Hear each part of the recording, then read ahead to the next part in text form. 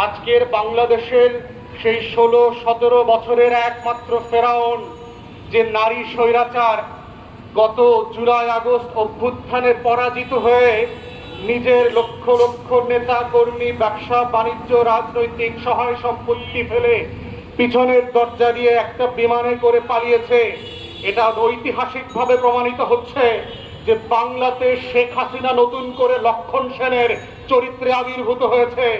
এবং আমরা গত 150 বছরের যে সেন বংশের রাজত্ব ছিল, সেই সেন বংশের রাজত্বের নাম হচ্ছে আওয়ামী ফ্যাসিবাদ।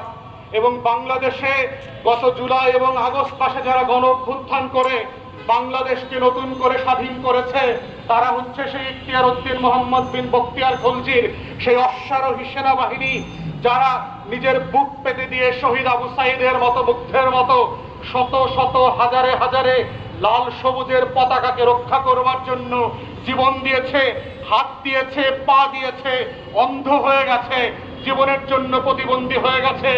তাই আমরা দেশবাসীকে ইতিহাস থেকে বলতে চাই, বাংলাদেশের ইতিহাসে 800 বছর পরে আবার লক্ষণ সেন শেখ হাসিনার ইনকার্নেশন হিসাবে নতুন দেবমূর্তি আকারে হাজির হয়েছিল।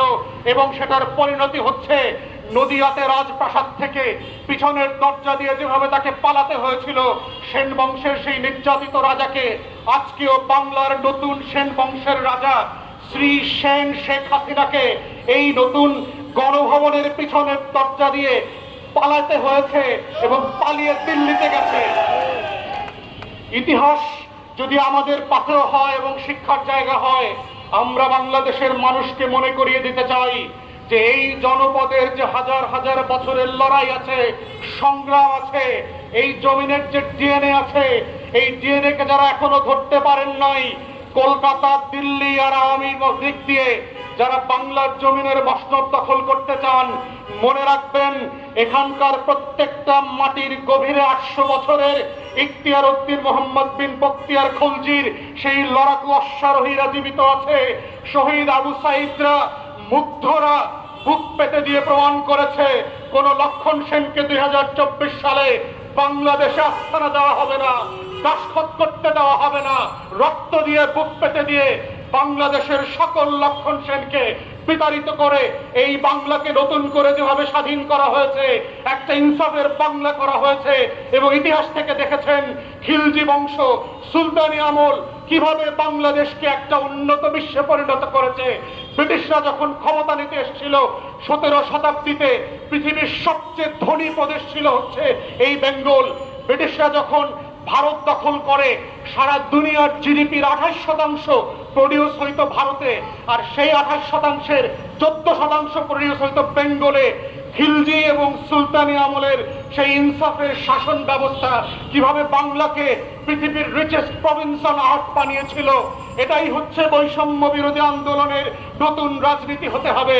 কিভাবে লক্ষণ সেনদেরকে বিতাড়িত করে এই 20 কোটি মানুষকে সম্মানের মর্যাদার আসনে আসীন করতে হবে। বাংলাদেশ থেকে শুধু না, আমাদের চারপাশের সব জায়গা থেকে বৈষম্যের ছালাপালা তুলে দিতে হবে।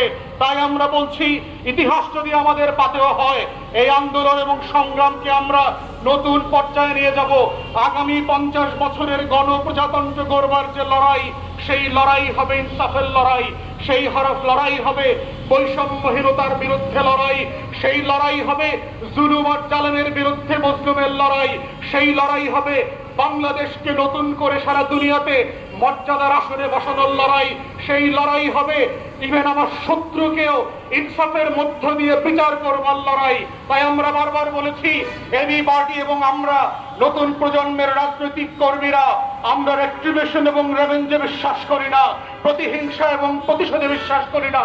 আওয়ামী রেজিমের যে সকল হানাদার, আলবদর আর রাজাকাররা ধরা পড়েছে, তাদেরকে ন্যায্যতার ভিত্তিতে বিচার করতে হবে বাংলাদেশের আইনে এবং আন্তর্জাতিক মান রক্ষা করে। আমরা এটা এনশিওর করব নতুন বৈষম্যহীন বাংলাদেশ গড়বার যে লড়াই, সেই লড়াইতে আমার শত্রু বৈষম্যের শিকার হবে না।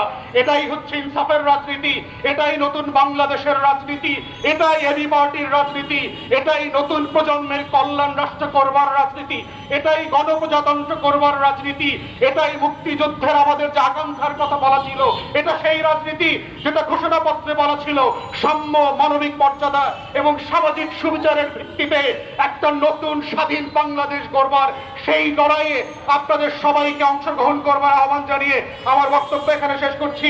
সবাইকে অসংখ্য ধন্যবাদ। সংগ্রামী